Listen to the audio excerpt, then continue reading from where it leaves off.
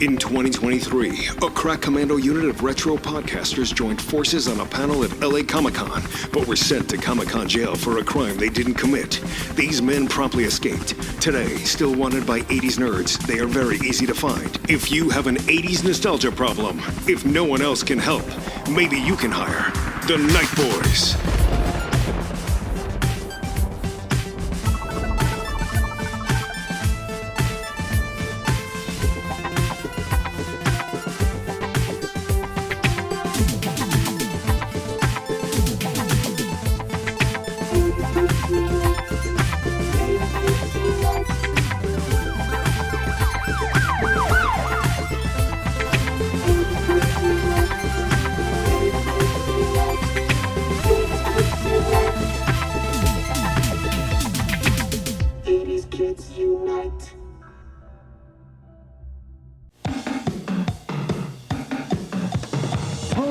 Snap it up, keeping you cool. You've got the motion, lotion, and some dynamite fuel. McDonald's and you. Hauling freight, feeling great. McDonald's and you. Bunny hopping down the straight. Sharing good times together, whatever you do. Ants, hills, tabletops, whoop-de-doos. You may not win, but you sure can't lose. We are mixing together, McDonald's and you. Cooking, everybody looking at you. Roosting round the turn. Freewheeling, what a feeling. You're a dino rhino, you got power to burn. Big Mac from the sack, shaking some fries. You're a mean motor scooter, and that's no lie. Together, McDonald's and you. So there is thunder in our hearts this month on 80s Kids Unite, and get ready to do some ass sliding down hell track because we're gonna go balls out. Okay, was that enough RAD references in the beginning of? That'll work. That'll work. Okay, thanks. The Night Boyz are back. It's me, Corey, Diallo, Wayne, and we have a very special guest with us this month because we're talking about bike culture in the 80s. We got Sam Bernard here. Sam's a friend. I've known Sam. Oh my gosh, Sam, I've known you probably going on 5 years now. 5-6 years. Yeah. Yeah. And you are the writer. I want to say, we could say one of the writers of RAD, but I'm going to say you are the writer of RAD and the 1986 Creator of RAD. Yes, you are. You know more about bike culture than I think the five of us or the four of us combined, especially in the 80s in Southern California specifically. And it's so exciting to have you on the show. Welcome to 80s Kids Unite. Well, thank you for having me. You are officially a night boy now. I'm proud. RAD turned 40 in, was it March or April, Sam? When did RAD come out? RAD came out, I believe, in April, in just about a couple of days, April 16th, I think. Right. Okay. Yeah. So that's the date of when it was released in the theaters. Right. So that's the date you go by. Okay, so this episode is coming out in May, but we're going to pretend like it's RAD Day every day. All across the country, RAD was playing in the theaters. Every 2 years. Yeah. Every 2 years. Amazing. Stunning to me because, it's so long ago. We're here for the biggest and most important bicycle motocross event ever held. I think I've got a chance. When you're up against the BMX hotshots. Looks like the local yokel's gonna race after all. Against the big money fixers. All you have to do is take out that kid. Against the impossible odds of hell track. Scared now? This guy doesn't even stand a chance. Yeah. There's only one way to go. All the way. RAD, rated PG. Starts Friday at a theater near you.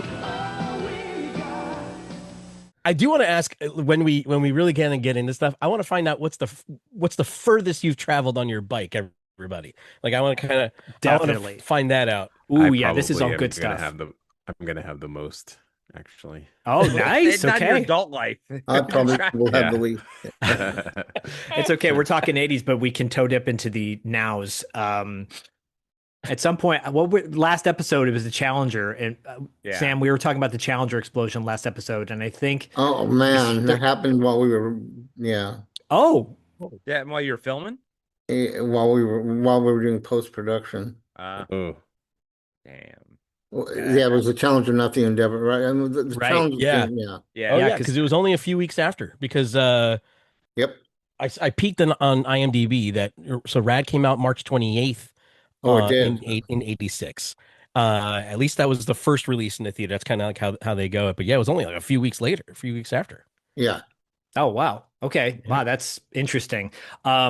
Obviously, we want to talk bike culture, but 86 has been a really big year for a lot of lows, Challenger, Chernobyl. Is there another CH tragedy? Child's Play? No, Child's Play didn't come out until I think 88. But Rad was one of those movies, at least for me, that was uplifting. My son finally saw it for the first time in the theater not that long ago, and he said to me, "I know why you love this movie." Dad, I know you so well. And I said to my wife, I'm like, do you like this movie? What do you think of the dance sequence? And she's like, I could see why you love this movie, basically. But 40 years later, you're still pumping your fist and you're celebrating the fact that, it's the underdog that could.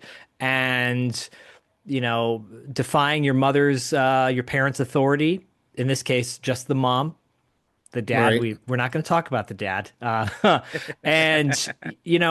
bike culture in the 80s, though, I think for all five of us was a big deal. That was our Uber. That was our Lyft. That was our mode of transportation to escape the world. And I'm just going to jump around with everybody. Sam, we'll save you for last, but I want to jump in. Sleazy C, Corey, what's your connection to bike culture in the 80s?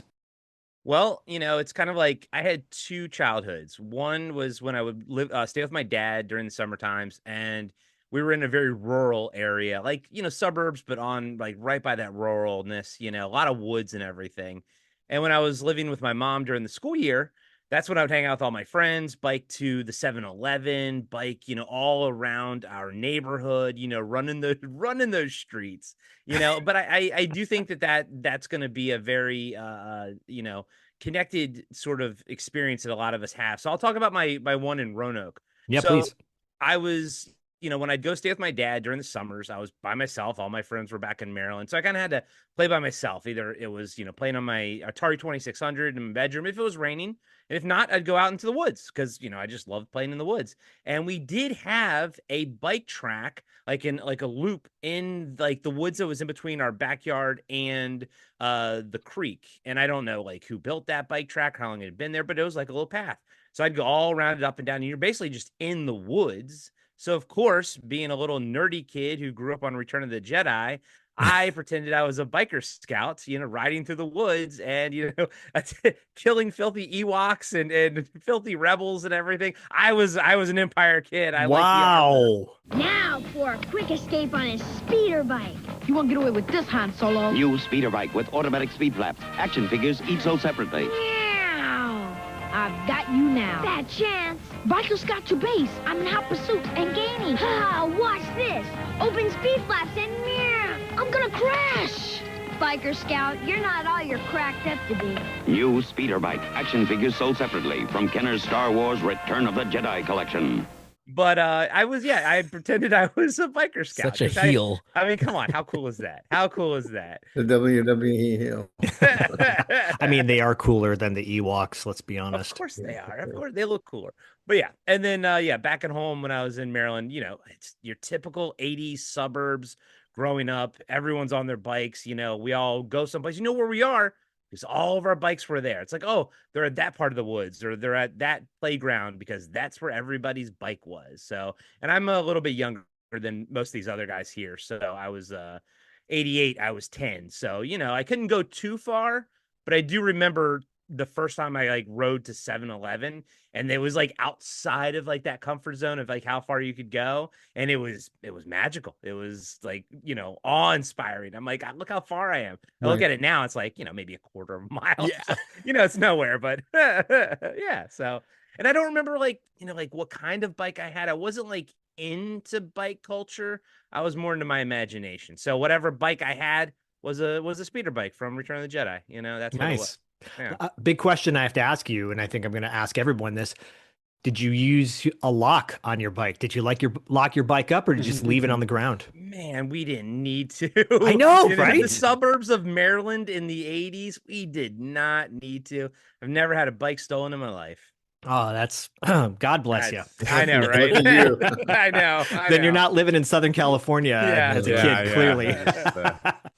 When I helped design my line of AMF Roadmaster wheels, I said make them red, white, and blue to bear my name, Evel Knievel. You can see they're built solid, flashy, and hip, and the bikes come with these safety tips that bear my name, Evel Knievel. So if your kids are thrilled, I know just how they feel. These wheels are real exciting and bear my name, Evel Knievel. Diallo, yeah, you said it might not have been picked up earlier, but you said that you might have well,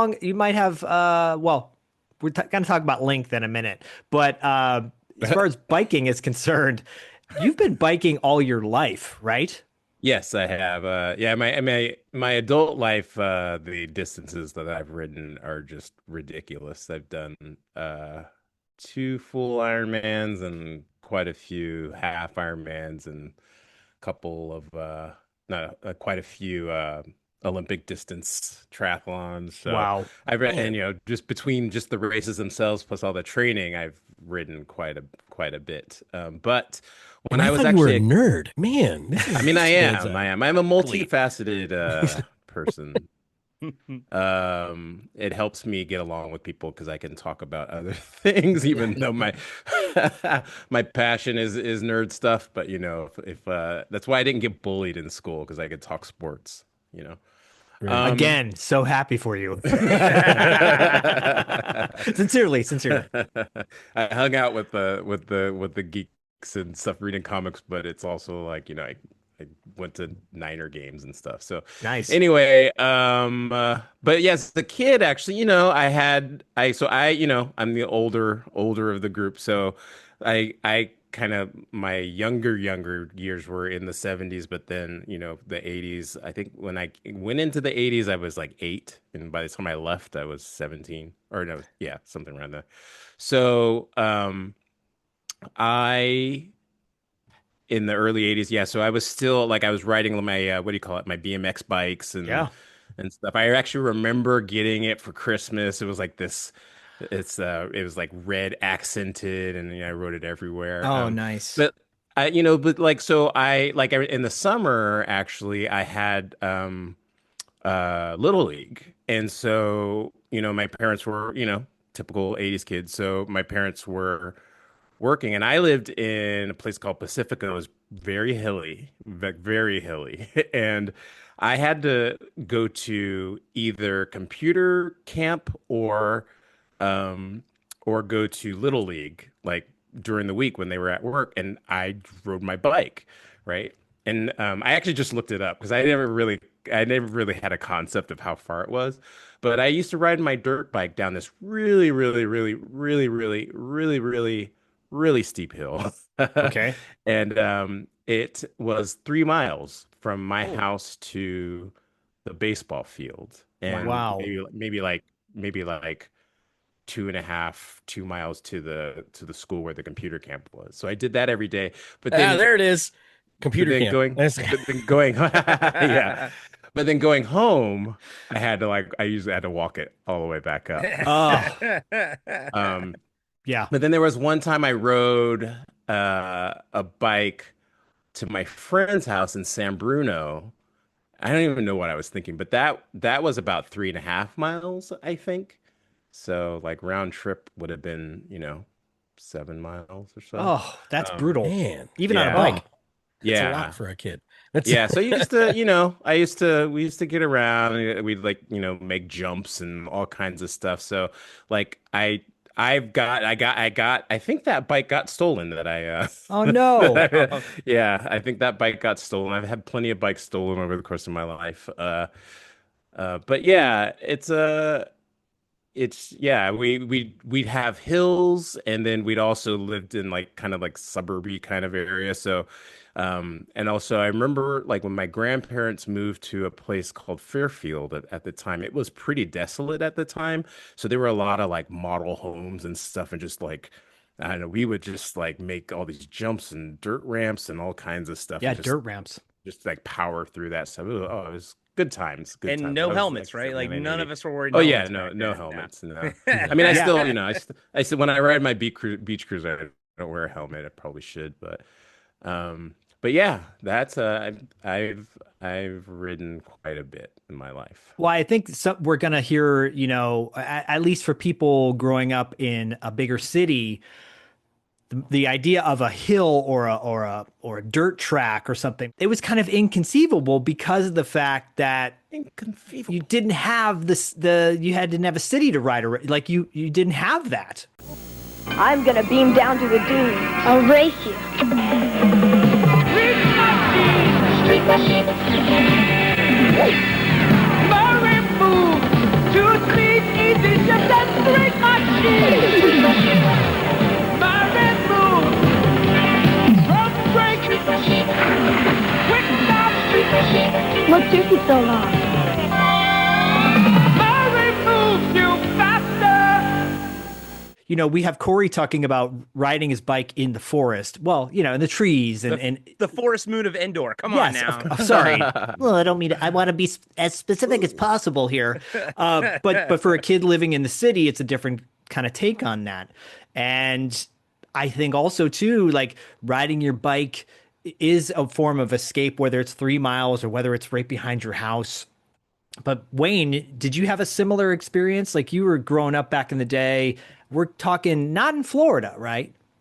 Well, so like I'm like Corey. I had kind of like this double childhood thing where I had life in New Jersey, and I spent most of my time during then as a passenger, not a rider. So it was kind of one of those things where I was the runt of the litter when I lived in Jersey. And so because I was the smallest kid with, all these, brothers and cousins and all that, I spent a lot of time on the handlebars, just, riding or on the back pegs, and just like, I just spent a lot of time as the kid, the tag along. And then finally, when I moved to Florida, when I moved to Miami, that's when I kind of came into my own, where I was like little Daniel LaRusso, kind of moving from New Jersey into this beach area, right? And we had this apartment building that we moved into. And the way immediately to get in with these kids that lived there was I needed some kind of transportation because like they were zooming around me. It was like this Melrose Place looking apartment building that had a giant parking lot that went all the way around the building. Wow. And so there's a lot of places to run. And then we had a big dirt area in the back, which is supposed to be the playground, that was for there. And if I wasn't a part of that, like I wouldn't have any friends. And so immediately I had a brother that lived in Florida at the time. He outfitted me he's like, you got to have a skateboard. So he gave me his like Vision Streetwear Fat Daddy like skateboard, the kind of like you could sit on and like and ride. But then I had like my main mode during those years was a scooter, and it was like a key. I looked it up just now on eBay too. There are some that are floating around there. It was just like teal and white. It was like the name brand was Kia, but not the car company. Scooter, and it had fat wheels, not like those Razor scooter wheels. And so you were working like to pump through. And the biggest thing I just remembered was you weren't allowed to bike, skateboard, or scooter inside the apartment building. And guess what we did all the time? We were running from the manager and the super and like all of them. Every time we go, and that's what makes life worth living. Yeah. Oh, seriously. It's like we were like rogues, and it was one of those things like they could catch us, they could find out where it's not like we would be, but it was just like that was our Smokey and the Bandit situation. Or you'd find all of our bikes at the food spot where we'd be playing Galaga, or you'd find us in the in the back playground, which is just dirt, and making our own situation. And we didn't have helmets, pads, anything. In fact, anytime somebody wanted a ramp, somebody needed to grab the plywood, lay down on the ground, and hold the plywood up so that we can, clear a ramp. And so literally you'd pick the couple of guys with like the strongest arms that could hold the ramp up, and then vroom, vroom, and like we were getting run over and scraped on and landed on like all the time. Wow. That's And epic. oh, it was so much fun. And it wasn't until when I left elementary and early middle school, we moved from like an apartment building setup to like a single family home. And that's where I got my bike. And I had my middle school friends that I would ride, to their houses. You'd find our bikes on their front lawns, and then the furthest I went was, I just remember my 7th grade year where my mom gave me permission to leave the neighborhood. And she was like, okay, this summer, and it was the summer that I saw all Rite these of passage. Oh, you can go to the movie theater and you can go to the comic store. Those are the two places you can go. They were That's all you needed to go. That was it. That was all I needed. And I remembered that the manager of the movie theater, I was there every single day one summer. He would let me bring my bike into the theater and leave it in the back of the theater while I was watching movies, because I spent a lot of money there. So you didn't have to worry about it getting stolen. So you probably didn't put a lock on it. Yep. Yeah. You got the VIP then. You got the VIP treatment. Exactly. Well, I was there for like 6 hours a day watching. And so they'd be like, could I leave my bike here while I watch Spaced Invaders? And Spaced Invaders. Nice reference, by the way. And I will say, for those wondering, we will cover skateboard culture next month, because we're going to be doing that in June, because that needs its own separate episode as well, because skateboards especially in Southern California in the 80s were such a big deal. But Wayne, so much to unpack. There's always a layer with everybody. And I encourage people watching or listening to this, chime in the comments. Let us know what your first bike was. Did you use a lock? Tell us your BMX bike story, because we want to know. Oh, yeah. And please let us, and also too, I'll cheap plug, we have a Patreon, patreon.com/podcastingafterdark, or patreon.com/$2 late fee. You can sign up and suggest topics like bike culture in the 80s for 80s Kids Unite. But Wayne, you referenced Smokey and the Bandit, directed by Hal Needham, who also directed RAD, written by Sam Bernard. Sam, Hal was not familiar with bike culture, correct? No. He's a stunt guy.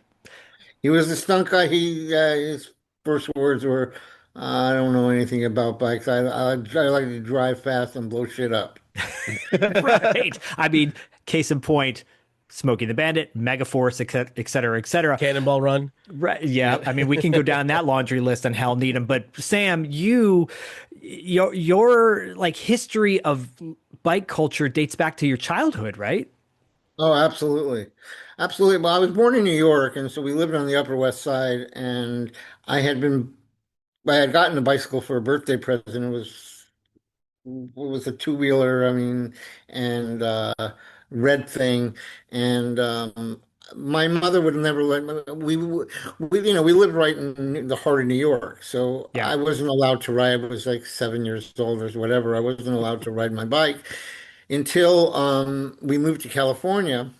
Okay. And there's a line in the movie that is very important. I said, and it's when Cruz says to Christian, um, "Ever since I was 4 years old and my father let go of the wheels." I mean, that is probably a most seminal, universal moment ever. Yeah, because totally. there is probably nothing else in the world that as many people have done as ride a bicycle. Right. I mean, some countries, that's all they do, and and so that was an inspiration. I mean, that when people have asked me why do I think this movie has sustained, and its popularity, I think that is a big part of it. That sense of extension of your world, was just, as someone else said, it's exhilarating. It's just, amazing. Team Murray BMX. It's real bicycle motocross, and motocross is no play toys. Team Murray bikes are built for dirt track riding with reinforced frame and BMX front fork. The longer pedal cranks give you more power in the curves, and it's easy to change sprockets with the adjustable rear wheel clip. If you race the dirt track, ride a Murray BMX. Built Murray tough. See Murray bikes at JCPenney stores and catalog desks. My own bicycle skullduggery kind of went after I couldn't like ride this very uncool bike anymore. I finally talked my parents into getting me the Stingray, and Ooh. yeah, the Stingray with the banana seat, and Yes. Nice. and I had a group of friends, and we lived in a small municipality called Beverly Hills, Oh, and yeah, heard of it. yeah, and it was and what we would do, so we were like, 12 and 13 then, and about then, and what we would do is, I mean, we just loved to fuck with the cops. So, as one did in the 80s. yeah, and so With no and repercussion. that town had this small little police department, and like maybe one or two cops out, and and when we're talking 2, 3 in the morning, we'd go out there and we'd let them see us. Right. And then have them chase us, and then we knew our alleys and everything else, and we would get away, and we did that all. I mean, that was our entertainment, that was what we lived to do. At the time, they were also building Century City, and which is a conglomerate of buildings and stuff, and they were just in the middle of building it, and they had an 8-story ramp inside parking structure. So Wow. and it would be lit up at night. So we would ride up the eight ramps and then ride down, and that was like going fucking fast. Yeah. And and we would just go, and it was and so that always stuck with me, and until and you know I had a I started out in the movie business as like a development person, and reader and production assistant, and one of my bosses said to me, I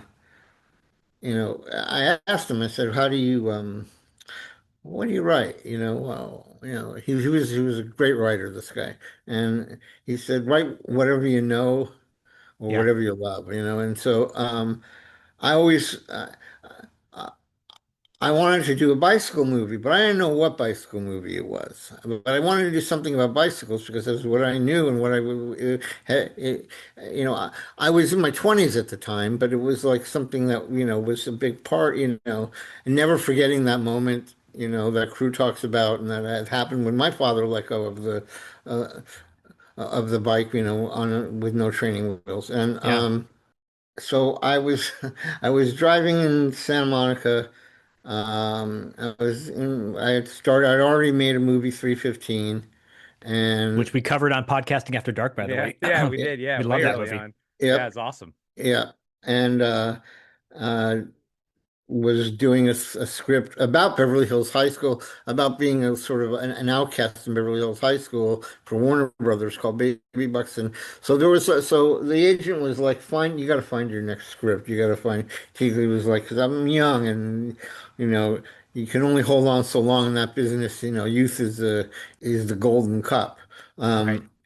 And uh, so I saw these kids in Memorial Park riding up a makeshift ramp, and they were like catching air and doing this stuff, and I'm like, I stop, and I'm like in my 20s, and these kids are like 15, and I don't know anything about BMX at this point. This is 1983, 84 Okay. probably. I knew that it existed, but I didn't pay any attention to it.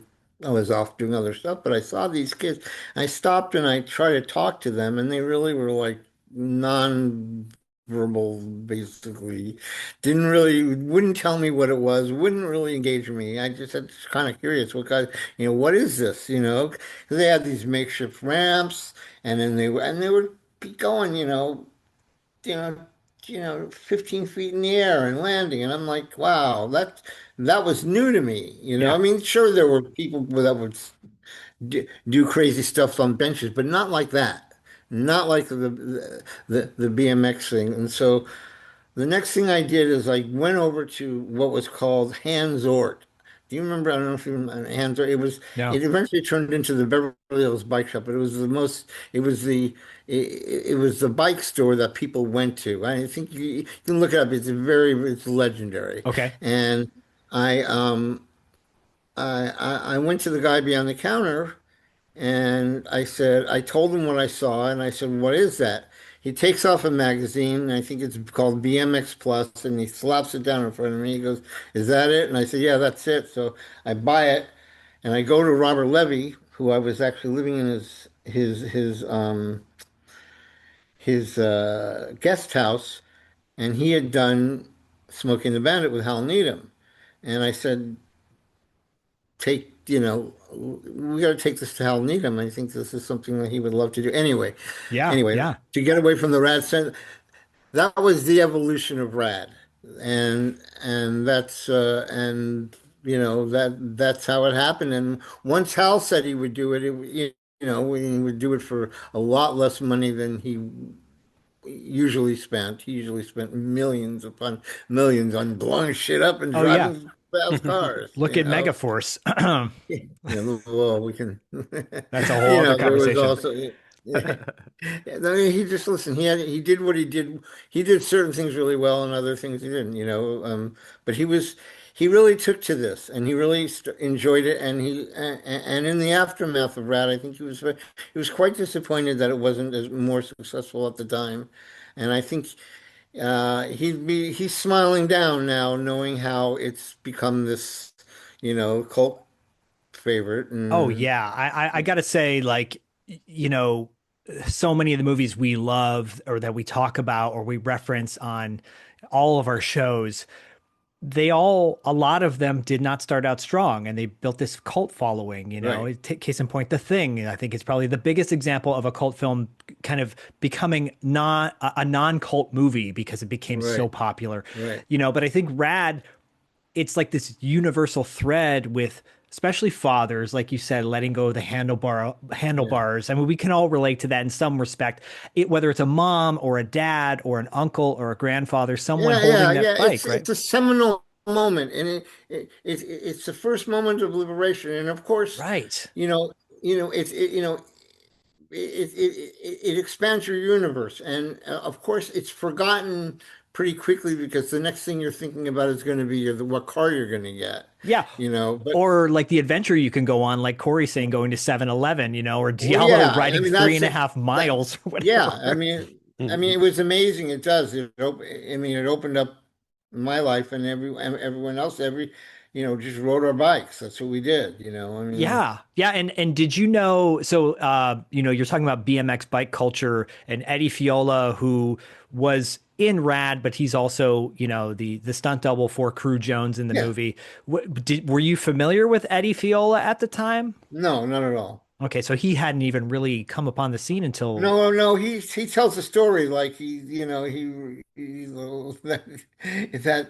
people came to him and said, "Oh, we want to do a movie on your life." Well, it was never. There's nothing in it that ever references it. No, he was a hired hand, stunt hand. I never met him until the first day of shooting. Maybe, I mean, it wasn't a thing, but Eddie was, crucial to making the movie what it is. Well, and I think your point being, and that there's a connection, especially with boys, and we're all dudes, so we're on, talking about bike culture. All of us dudes relate to that idea of being that young kid and having that Sure. liberation. Yeah, And yeah. whether it's like I said, going to the corner store or going in your backyard. In my case, it wasn't really until I got my Mongoose in Southern California, my silver Mongoose bike, which I thought was so amazing, Yeah. and just being able to ride just to Calabasas Park, which was in the Bay Area. I think Diallo probably knows where that is. It's in San Jose. But listening to music too, like listening to my Quicksilver soundtrack, on repeat, or my RAD soundtrack on repeat, because that was the thing too. You put your headphones on and you become the character from the movie that you love. Absolutely. And I'm thinking of, like, for Quicksilver, Kevin Bacon going up this San Francisco hill, having the struggle, like you said, Diallo, going up that mountain on the way home. Going to the destination was one thing because it was all downhill. Going home and knowing you had to go up a hill at the end was a whole other story. And envisioning Kevin Bacon in Quicksilver struggling while Lawrence Fishburne is going up the hill, just holding onto a car. And we all wanted to hold on to a car to get us up a hill when we were riding our bikes, right? But none of us did, unless you were my brother and you almost got arrested by the cops. But Sam, you also hit upon that thing too, being like 12, 13 years old, riding around at 2 a.m. with your buddies. Yeah. I'm looking to make, just looking to make trouble, and I mean, that was it, because we know those cops would come after us. Right. Yeah. And if they did, like, you could ride away. Corey, Corey, did you ever get into some nasty trouble like that back in the day? Not with the cops, but I can, it does resonate with me knowing all the little back alleys and all the little hidden paths that, like, I don't know my neighborhood here as well as I knew my neighborhood growing up as a kid. Every nook and cranny of that neighborhood. Exactly. And it just you saying that unlocked that memory for me, being like, oh yeah, where that sidewalk would go to, and it'd lead to a little path into the woods, and you could go down the creek, come out over here. Like, that was my childhood. I absolutely love that. And I gotta say, that line where he talks about, what you were just talking about, the dad letting go and everything. I'm in the unique position of, I watched RAD for the first time last night. And because I was, like I said, I was a nerd growing up. So it was always sci-fi movies and stuff. Certain parts of the anatomy and sci-fi. Exactly. And but as a, the 48-year-old man, I loved it. I thought it was an amazing movie. I think it holds up very well. Yeah. And that sentiment, that line, as you're saying it, like, I remember that I hooked in on that when I was watching it last night. And I thought about my dad, and he's been gone for a few years now. And I was like, oh, that was a memory. Like, you unlocked that for me when I was watching the movie. I was like, oh, I started thinking about it. So that movie works on all levels. It's awesome. Well, Wayne's about to cry, so I would ask Diallo Diallo, you talk about, like, riding your bike for miles upon miles back in the day, but were there, like, places that you're like, oh, I'm going to the arcade on my bike, or I'm going to the mall? Like, were there specific spots you would hit up on your bike? I don't, it's funny. I don't think so, really. When I was, we just kind of were, like, roaming the streets, really. When, a lot of times we were just, I was heading to a friend's house, and then I get to my friend's house, and, I just talked to him a couple months ago. He's like my best friend growing up, and kind of caught up with him after decades. And we just were talking about, I remember one time riding bikes down his hill by his house, and I remember him crashing into a car because a bee flew in his face. And we just did that kind of stuff. We just kind of get on our bikes and we just, like, roam. Wait, I have to ask you this. So you said your friend, like, a bee flew in his face. Yeah. Fun fact, Diallo had almost the exact same thing happen to him as an adult, which practically almost killed him, by the way. So just wanted to throw that out there. That was very dramatic. It was dramatic. Anyways, continue. Maybe maybe that bee was trying to get you the first time. Yeah, actually. What is it? It's like Jaws 4: The Revenge. The butterfly effect. But when riding, so that's usually what we were doing. Like, hey, you meet up with your friends, and you're just kind of like, I think the statute of limitations is up. All of my troublemaking. It is. It's good. We're safe. Yeah. All of the troublemaking that I partook in, against my will, if my dad's listening to this,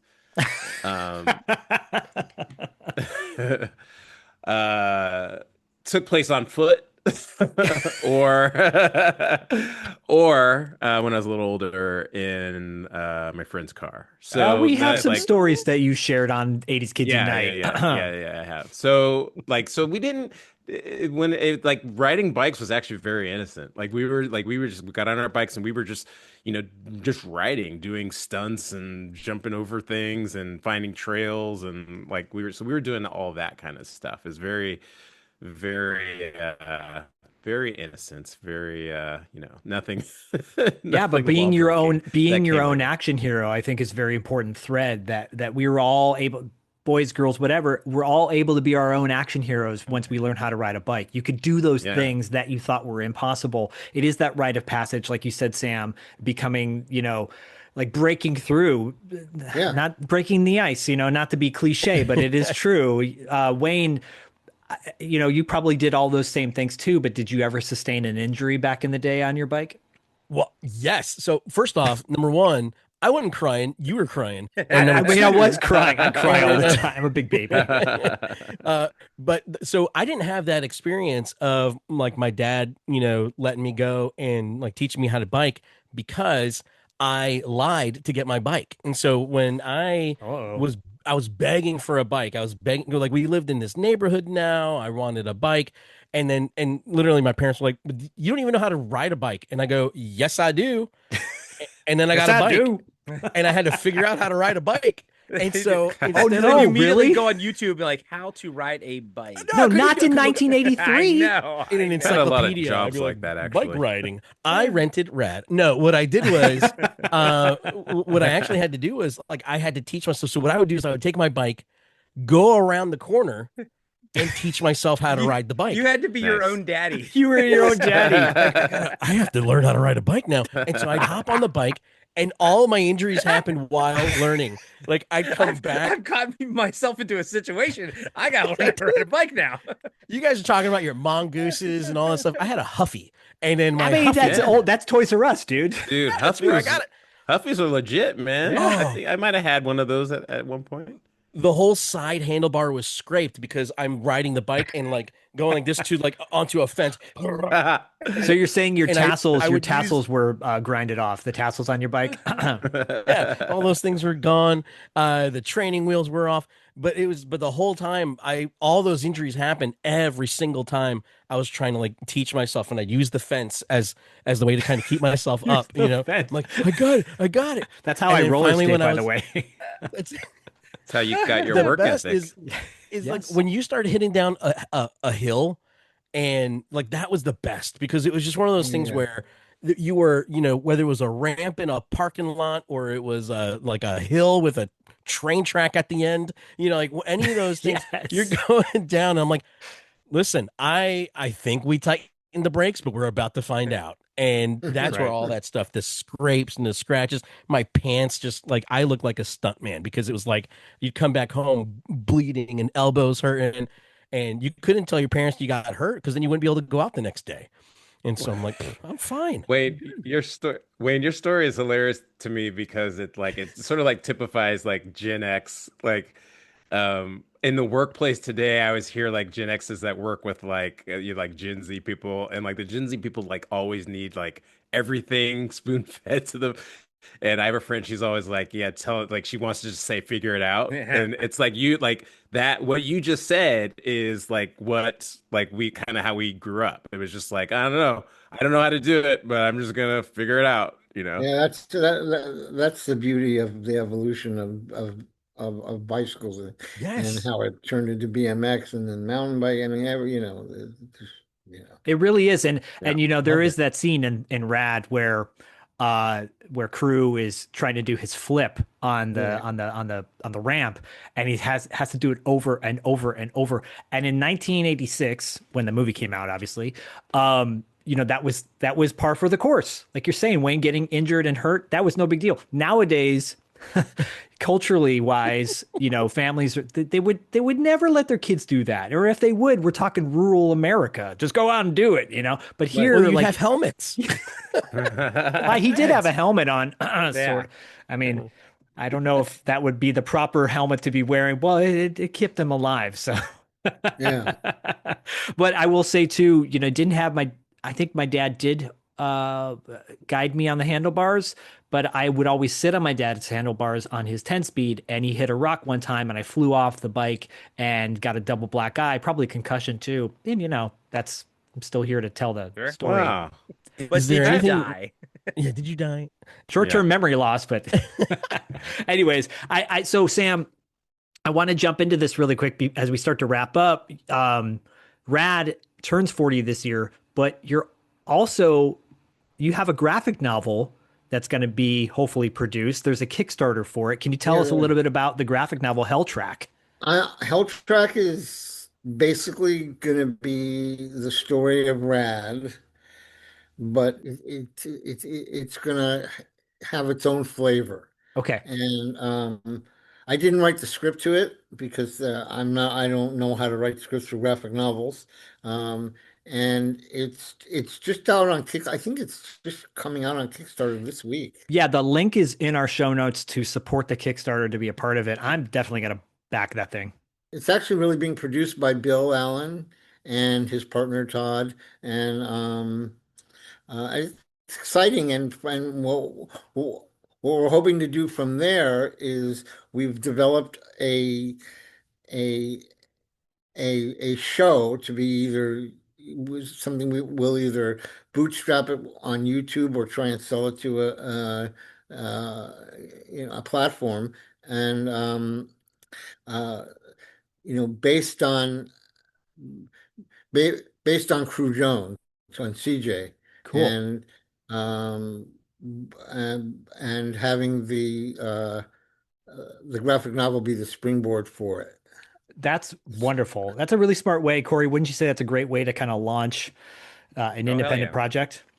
Oh yeah, no, that's awesome. I can't wait to check it out as a big comic book reader myself. So Yeah. looking forward to that one. All three of us are. Diallo, is very familiar with the comic book scene, and Angela in the Dark. You kind of that was your idea with doing Angela in the Dark, right? Diallo is kind of hoping it would launch into a bigger project, right? Yeah, I did Angela in the Dark and had plans, to do more and money is always an issue. So Yeah, always. But it ain't over till it's over. But the vision is always there. Right. You got to hold on to that vision. That's a whole other movie soundtrack. Yeah. And Wayne, you are a your stories, I think, are so relatable. Well, I think all of our stories are relatable, whether it's being up late at night or learning how to ride your bike by yourself. Training yourself how to ride your own bike. Or riding in the forest. Or, in your case. Of indoor, Zach. Yeah. Or also, sorry, I didn't mean to be not so specific with you. Or Sam going into the park and asking a bunch of little kids, hey, what are you doing on your bikes? And maybe a little bit being a 20-something guy. But if it wasn't for that moment, you wouldn't have made Rad, right? No, oh, of course, of course. It was great. I didn't know anything about it until that moment, and then like couldn't stop thinking about it. So I drove right to a bike store, thinking, well, they'll know, maybe they'll know, and they did, and they threw down that magazine, and that's rest it. is history. That's what these guys were doing. That's what I saw That's so over rad. there. Yeah, and then Literally. and then we went to a. You mentioned Eddie Fiola. Well, the first guy we really spoke to was Martin Appareo, who was was equally a stuntman as Eddie. And he does the scenes in the beginning of the movie, right? In the end credits. He does the scenes in the beginning. He plays Christian a lot. Right. He doubles for Christian. He's got a nice butt. And he was doing an exhibition at in Griffith Park in the Equestrian Center, and that's when so we went up to we brought Hal Needham up there to take a look at what it really looks like, and Martin was there. So I remember when Hal Needham, because I was like, "Come on, Hal, you're gonna love this thing. This is great." And I remember Hal looking at me, and he nods his head, yeah, like, and I know we got a movie here. He got it. I have to ask you about how I think Bob Lindemeyer, who's a friend, and he produced and stars in the Making Megaforce documentary about his relationship with Barry Bostwick. He talked about the belt buckles that Hal Needham made. Yep. Yes. Did he make rad belt buckles? I don't think so. Okay. I don't think he did. I don't know. I mean, there was he was going through a divorce at the time, and I think, and also he went right on to do the wrestling movie. Body Slam. Yeah. Yeah, Yeah. which will pop up on $2 late fee at some point. But yeah, I don't think he made belt buckles for Body Slam either. Maybe he's like, No, no more probably belt not. buckles. No, probably not. But he did for like smoking. He did for, he did it for most of the things. And, he was also, I mean, he was also, a big, stock car owner. I remember, Right. we would go out to the place, goddamn, what's it called? Oh, out in Way out there. in Motor Speedway out in what, not Tustin, but like oh god, it's Yeah, where Sammy Hagar's from, Corey. yeah. Oh yeah. And that was, that was 33 was his driver, Cary Gant. Okay. And he was the Skull Bandit car. Yeah.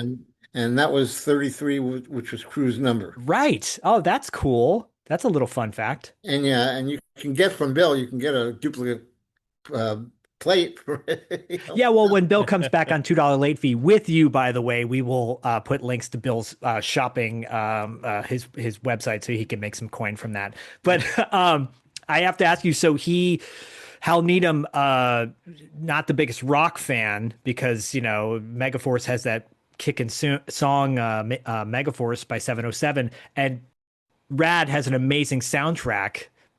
Yes. Like top to bottom, by the way, like not just by John Farnham, but there are so many other great songs in that movie. Yeah. That was something since one of the reasons I became a producer on the movie was because Hal said to me, and I was still in my early 20s, but he said, I don't know anything about kids either and what they like. So, you got to come along and do this and help with the music and all that. And so we hooked up with a company. It was actually Curb Records. And yep, it's on the label. Yep. And we got, songs like Send Me an Angel, and, they had the rights to these songs. And that soundtrack was a big piece of the budget. I mean, you got Sparks on there too, by the way, that Tomax and Zaymot. I mean, sorry, not Tomax. I call them Tomax and Zaymot, your twins in the movie, because they look like Tomax and Zaymot from G.I. Joe as young kids. But anyway, sorry. Yeah, no. So I was really involved with that and getting the right songs, Baby Come Back and all that. It was a blast. I mean, I can't think. I've done like 12 movies, and I mean, that was by far the highlight, the most fun I ever had. I mean, first of all, Hal really makes a set fun. I mean, does he? Yeah, he shoots, and he shoots like no one else ever. I mean, he shoots everything with 4 or 5 cameras going. Wow. So he likes to move fast. Yeah. That way you get it, you get your different angles right away, and it's got its drawbacks, but it's also, for a guy who knew he was limited in his money and his time, that's how he chose to do this. Well, what he produced, clearly, like I said before, 40 years later, we're still talking about it. 40 years later, we're talking about bike culture, because it's, again, very relatable.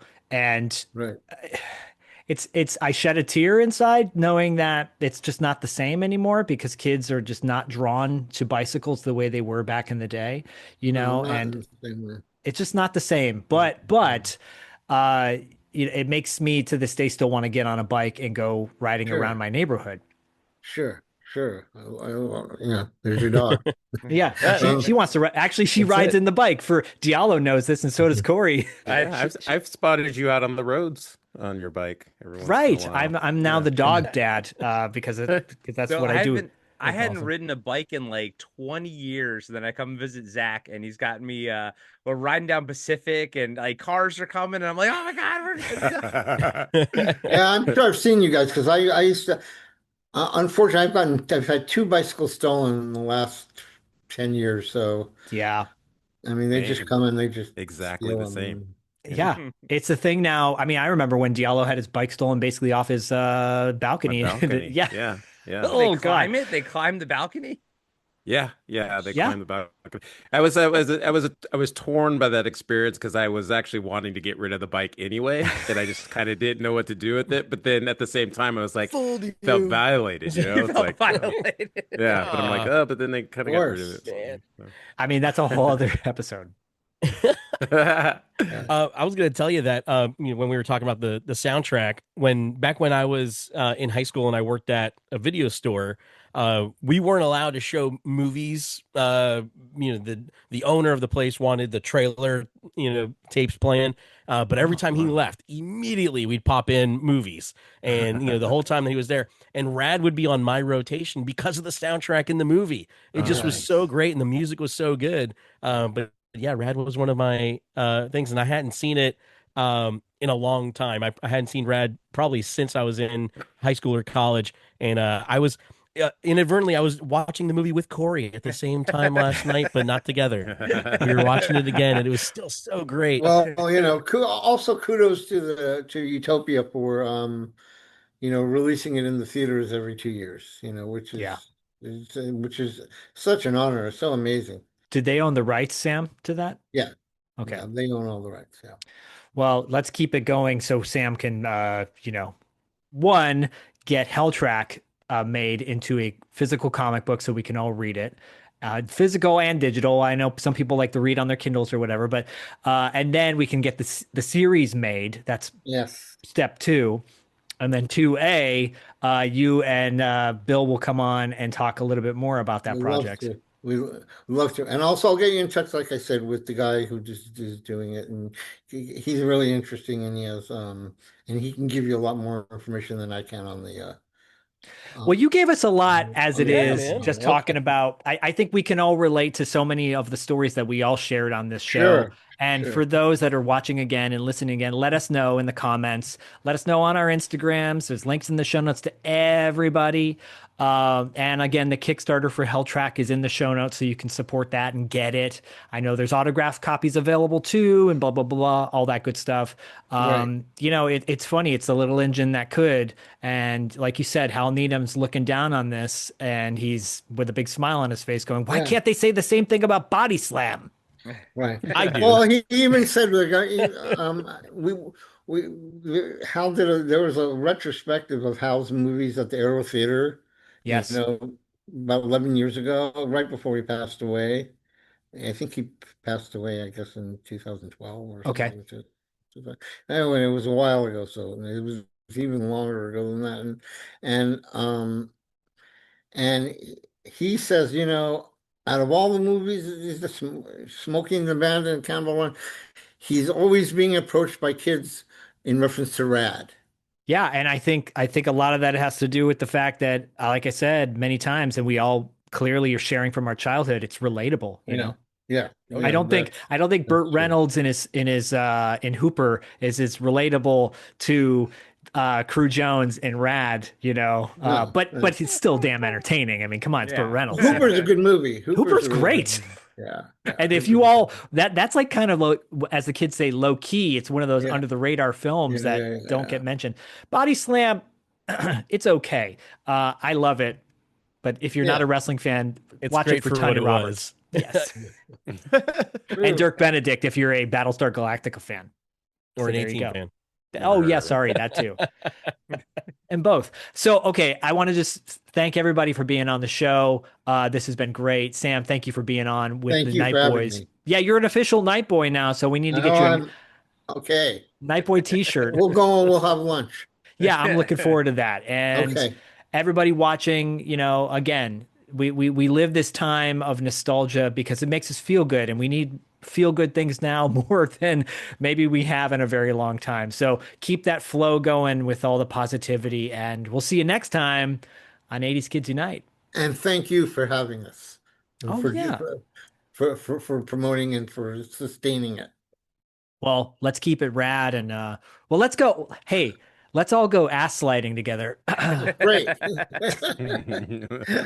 Thank you, Zach. Thanks, guys. Thanks. See you next time. You got it. Bye. God, what I wouldn't give to go ass sliding with you right now. Just when you think there's no one around who's caring, along comes a friend who offers a hand in sharing, then things start looking fine. Sometimes tears and sorrow are all the things you've got. Just when you think you're all by yourself, you're not. 80s Kids Unite is brought to you by Hungry Hungry Hippos, the loudest tabletop game in history. And by Nickelback, Zach's favorite band. If you'd like to suggest topics for this show, go to the Patreon of either $2 late fee or Podcasting After Dark, or both. All links are in the show notes. We love you.